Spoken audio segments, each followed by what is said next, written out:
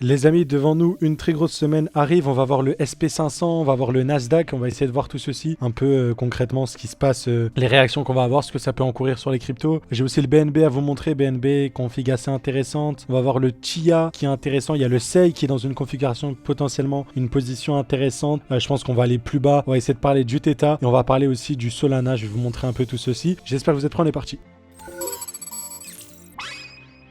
Comme d'hab, on va pouvoir commencer par notre ami SP500. Donc là, je suis sur le E-mini pour avoir le contrat futur. Donc vous le voyez ici. En gros, ça me permet d'avoir en gros les fluctuations et ça ferme entre guillemets. Je dis bien ça ferme, mais en mode on a une clôture du marché que le week-end. Quoi. En gros, c'est ça. Donc du lundi au vendredi, 24 sur 24, on a le price action du SP500. Tout simplement. Vous le voyez ici, belle réaction. Donc je vous ai identifié en weekly. On est venu rebondir ici. Donc là, on avait de l'imbalance entre cette bougie-là et cette bougie-là. En plus d'avoir un gap qu'on a créé pendant le week-end, ok? Parce qu'entre la fermeture du vendredi et la réouverture, on a laissé un gap. Belle réaction du prix. On va aller en daily, c'est là où on a besoin de nos informations. Voilà, on a eu très jolie réaction, tout simplement dans le bloc. Voilà, là on s'attend du coup à ce qu'on vienne combler ce gap-là. Si on regarde exactement au millimètre près, on n'a toujours pas comblé. Est-ce que c'est une obligation de combler? Non, c'est pas une obligation. Par contre, on le sait très bien, ici on peut utiliser le Fibonacci, etc. On est au moins revenu sur les 0,5, il me semble, enfin pratiquement. Essentiellement ici, ce qui se tente, si vous voulez, c'est un peu ça. C'est continuation baissière. Vous allez voir que c'est un actif beaucoup mieux que les crypto-monnaies. Le SP500, ça fonctionne assez souvent comme ça. Au niveau des tendances baissières, vous le voyez ici, un high dump, ainsi de suite. Il y a moyen de jouer les continuations baissières de manière assez pertinente. Et voilà, et en règle générale, ici, c'est là, la structure est baissière tout simplement. Donc moi, j'aimerais bien qu'on recharge dans la zone ici, l'imbalance plus 0,618 pour aller plus bas. Prochaine target, on le note ici, c'est ce lot-là. Et bien sûr, avant d'avoir un reversal sur le SP500, il faut une cassure de ce niveau-là que je vous mets en rouge, en gras, et la target ici à venir chercher que je vais vous mettre en vert et en gras. Donc pour l'instant, on est au milieu en fait d'un range concrètement, et moi je m'attends à ce qu'on revienne ici pour aller plus bas, tout simplement. Donc voilà, ça voudrait dire que voilà, sur les crypto-monnaies, si on engage potentiellement une chute à partir de là, donc cette semaine, petite récupération haussière, plus voilà, on va plus bas, pour aller chercher cette demand de là que je vous ai identifié en weekly, moins 3%. Voilà, ça peut se répercuter voilà, sur des bitcoins avec des moins 10, etc. Assez simplement, je pense. Et overall, vous le voyez, on a quand même la grosse demand, donc le gros rechargement qui a eu lieu là, qui sera selon moi une belle zone de support. Elle est un peu énorme, donc on peut affiner en plusieurs zones. Bon, moi j'ai celle-là d'abord, on pourrait considérer celle-là aussi pour une réaction dans le prix, mais sans plus. Donc voilà, le plan là pour l'instant sur le SP500, on attend ce qu'on revienne ici, mais à la suite, voilà, on entame une cassure pour un rebond, peut-être pour aller plus bas, ou peut-être pour casser et du coup avoir une continuation de la structure pour aller plus haut. On verra bien en tout cas, assez intéressant à noter. On n'oublie pas sur du weekly, on peut noter si vous voulez la figure globale, l'expansion, on peut considérer ceci, ok? En réalité, là, c'est un point bas, donc au niveau de l'extension, on devrait faire ceci dans les règles, en gros. Donc là, il y a différents niveaux. Si on va sur la plus haute time frame, en fait, c'est l'impulsion quoi, mensuelle à peu près. Voilà, on a des niveaux. Donc cette demand, elle correspond bien à des niveaux. Et comme on l'a noté, cette demand de là, elle correspond à des niveaux. Et pour, si je compte le retracement en entier, et celui-là. Et donc, autour des 5310, autour de ces niveaux-là, je pense qu'on peut avoir une reprise haussière. Si jamais, ici, en fait, c'était pas le top du S&P 500, ok? Ce que je vous dis, c'est que là, on est vraiment proche de signaux de top sur cet actif-là. Pareil sur le Nasdaq, c'est vraiment le même truc, sauf que c'est un peu plus bearish le Nasdaq. C'est qu'on a directement entamé notre phase baissière. On a déjà rebondi ici. Donc, cette semaine, je pense qu'on peut revenir dans cette zone-là assez simplement avant de continuer plus bas. On notera aussi, bien évidemment, si on a une cassure de ces niveaux-là, ce sera je pense que ça sera très bullish. Mais pour l'instant, j'ai envie de vous dire que la suite logique, comme d'hab, c'est ces niveaux-là pour aller plus bas. Pareil, sur du weekly, le Nasdaq, cette zone-là, elle correspond à des belles zones de Fibonacci, mais on a celle des 0,786 qui peut être plus intéressant. Ce que j'ai tendance à faire généralement sur le marché crypto, c'est souvent attendre minimum 0,618, 786, tu vois, parce qu'à partir de là, vu que c'est volatile, on peut vite avoir nos entrées ici. Sur le marché tradi, on peut avoir plus rarement en fait ces retours dans ces zones-là. En tout cas, c'est ce que j'ai remarqué. Donc, quand je vous dis ça, c'est que ici, quand on va en daily, c'est que si je mesure ici, rien qu'à partir des 0,5, on peut repartir. C'est en gros ça que je veux vous dire. Et voilà. Donc, vous avez vu, les configurations pour l'instant sont toutes tournées vers le bas, un peu comme ce qu'on a eu sur nos alt et etc. qu'on va repasser vite fait, mais ça va être assez intéressant à noter. On va passer sur le BNB, du coup ça nous ferait quoi? BNB directement, belle jolie distribution, je pense qu'on en a parlé, chirurgicale, on voit vraiment l'œuvre de la smart money à ce niveau là. Donc hop, si je vous montre à ces niveaux là, la création d'une résistance, vous pouvez dire que on a créé une trendline ou je ne sais quoi, ok? En tout cas on a créé un joli zone de stop qu'on est venu liquider pour ensuite repartir dans le sens, on se rappelle, la zone la plus basse de la tier à venir chercher, la zone la plus basse de la distribution qui s'appelle la tier. En plus, on avait des trend lines, on avait des belles poches de liquidité. On a liquidé, on s'est très vite reversal. Ce qui me plaît, c'est que du coup, en weekly, on a exactement ce qu'on a eu ici. Du coup, grosse bougie et on s'inverse directement. Pareil dans l'autre sens. Donc, je pense qu'on peut interpréter ça comme une accumulation validée. En plus, on a cassé le dernier high qui était à ce niveau-là. Ok, donc on l'a cassé de manière assez franche. Et là, on est revenu rebondir dans mon inverted fair value gap. Enfin, non. On n'est pas encore rebondi du coup dans la l'inverted fair value gap, ce qui pourrait être intéressant à attendre. En tout cas, on est revenu dans l'imbalance ici, ce qui est cool. Je pense personnellement, en tout cas, moi j'avais noté sur ce truc-là, j'avais une entrée longue à peu près ici. Je voulais ajuster le stop loss et viser du coup un ATH en fait sur le BNB. Pour l'instant, on va voir. Pour l'instant, j'ai pas eu l'entrée. Dites-vous que mes BNB ont été vendus à peu près par ici et j'ai racheté en dessous de la tier. Ok, j'ai pas pris 100% de mes profits. Ok, je pensais qu'on allait aller plus bas honnêtement. Je me voyais bien aller titiller les 400, les choses comme ça. Ce qu'on n'a pas eu et là je vois qu'on s'est reversal. Donc bon, j'ai pas tout racheté. J'attends un rechargement ici et voilà quoi. Donc dans tous les cas, on verra bien ce qui va se passer, mais pour l'instant, ça semble très très haussier ce qu'on a sur le BNB. La structure me plaît beaucoup quoi. Donc on verra bien. On va passer au Celestia pour vous montrer pareil ce setup de distribution qui est très clean, que vous allez avoir même en fait sur les continuations baissières. Vous le voyez ici. Là, on a une jolie distribution à ce niveau-là. Donc on crée une espèce de résistance, vous avez vu, on vient la liquider, ensuite on se reversal. Le but c'est d'observer cette prise de liquidité et dès qu'on l'a, pouvoir se positionner. Ok, et ça vous indique que continuation baissière et la cible logique c'est ce point-là. Pareil ici, ici on a eu pareil distribution, hop, prise de liquidité. La target c'était quoi? C'était le point bas. Pareil ici, on a une mini distrib, on aurait pu compter, c'est le point bas et ainsi de suite. Je pense que la dernière qu'on avait eue en date, je sais pas si celle-là elle compte, non, on n'en voit pas trop. Peut-être celle-là ici en LTF. Ensuite, on est venu chercher du coup le dernier lot protégé et ainsi de suite. Et là, on en a une nouvelle qui s'est dessinée. Donc voilà, sur Celestia,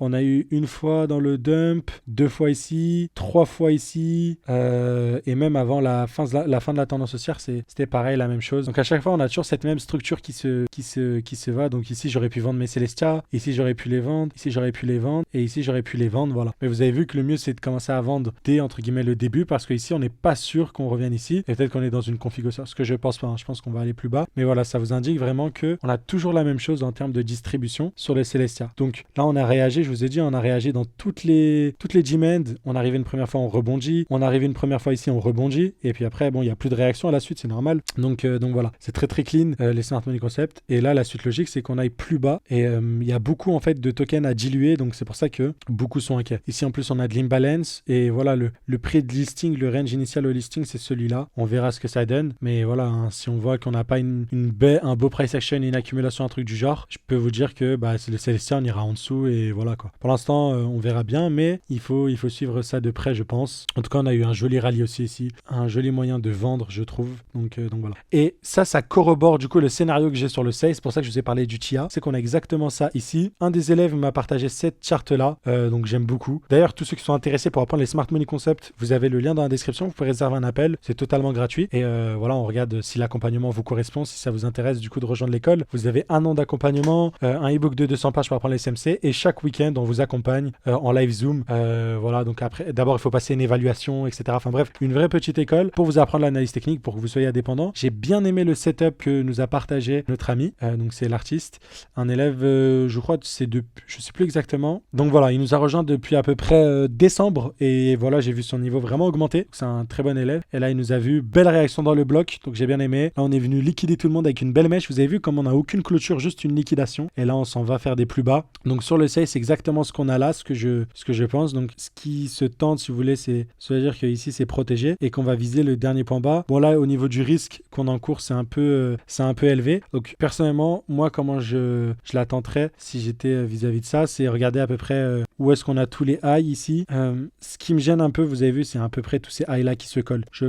Personnellement, j'aurais bougé mon stop loss sur ce high là, et voilà, du coup j'aurais amélioré le risque ratio reward à 2,90, ce qui est beaucoup plus intéressant. Mais je pense qu'on peut aller beaucoup plus bas, et voilà quoi. Donc dans tous les cas, on va récupérer ça. Là, on a des belles zones de liquidité aussi, et ainsi de suite. Je pense on peut se rendre plus bas, surtout vu de la config qui est pas très très jolie pour l'instant. Même si on a cassé des trucs, si je vous monte en weekly, voilà, on est toujours baissé quoi. Là pour moi en weekly, on a fait le même truc qu'ici, le même truc qu'ici, et on est revenu parfait dans les imbalances, les trucs comme ça. Techniquement, c'est typiquement les zones où c'était intéressant d'observer des choses. Et si, voilà, je pense que c'était le mieux de rentrer. Mais voilà, je pense qu'on peut aller plus bas. Je vois qu'on a réagi dans la G-Mend et on va voir comment la structure s'établit ici. Mais il est fort probable que comme le Chia, ça réagisse et on repart plus bas. Ici, dites-vous qu'il y a des VC qui ont acheté ce token. Ils sont déjà en fois. Ils étaient en fois 100 presque à ce niveau-là, tout en haut. Donc voilà, il y a une grosse pression vendeuse. Les mecs, voilà, on est dans un cycle où ils ont déjà fait leur fois, ne serait-ce que fois 10. Bah voilà, ils commencent à prendre des profits et ainsi de suite. Donc je crois qu'ils avaient levé 5 millions. Donc il y a 5 millions qui a fait fois 100 tout en haut. Ici, je pense qu'on doit être autour des fois 50, fois 30. Ça change pas le fait qu'on va avoir en fait une très grosse pression vendeuse. Pour vous le dire, hein, vous pouvez regarder sur CryptoRank, Fundraising, et vous le regardez ici, tout ce qu'ils ont levé. Et